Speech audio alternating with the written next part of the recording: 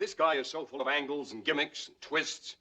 He starts to describe a donut and it comes out a pretzel. Nevertheless, when he gets here, I suggest we try the friendly approach. Okay. But after you shake hands with him, I suggest you count your fingers.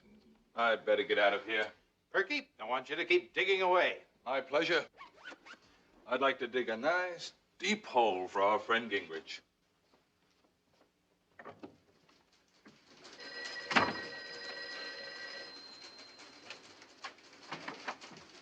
Hi there, Perky, old boy. Hello. They keeping you busy? I'm not complaining. Atta baby. To see O'Brien, Thompson, and Kincaid. And you are? Gingrich, Gingrich, and Gingrich. Hey. What's the matter?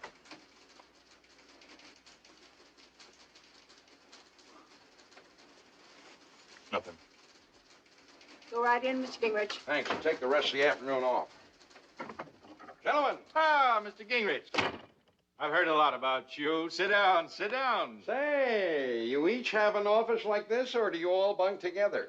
The reason we called you up here, Mr. Gingrich, Let me is guess. because...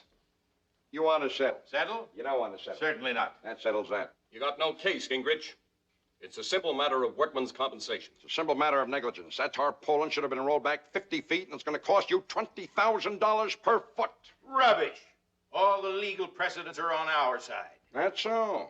What about Fishbein versus the Empire State Building? What about it? You'll find it in volume 16, New York Supplement 2, page 45, 1939.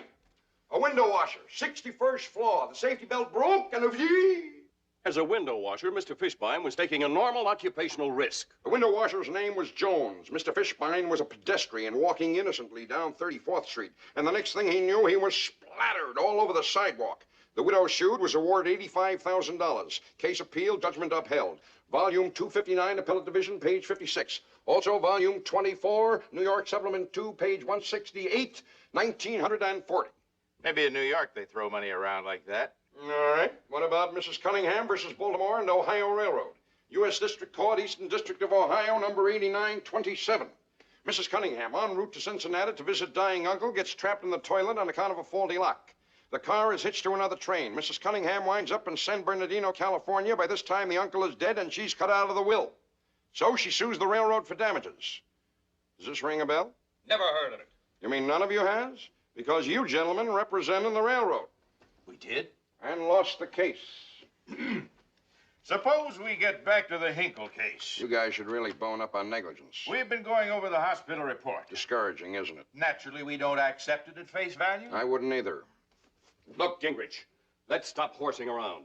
We demand the right to have our own doctors examine Hinkle. You got it. Unless you agree to it, we'll get a court order and force you. I agree to it. Now, don't give us any trouble, Gingrich. We know your reputation. What do you mean you agree to it? Permission granted. You have no objections? As a matter of fact, I insist on it. To you gentlemen, it's just a question of money. But to me, it's a personal tragedy. My kid brother-in-law, possibly disabled for life. I'm sure you gentlemen will bring in the best doctors, kind of specialists we could never afford.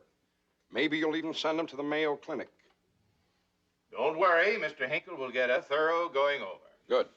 Will there be anything else, gentlemen? I can't think of anything. Well, I can. If you're to examine my client, you'll need written consent. Yes, of course. Get Miss Heffelfinger in here. Don't bother. I have the authorizations right here.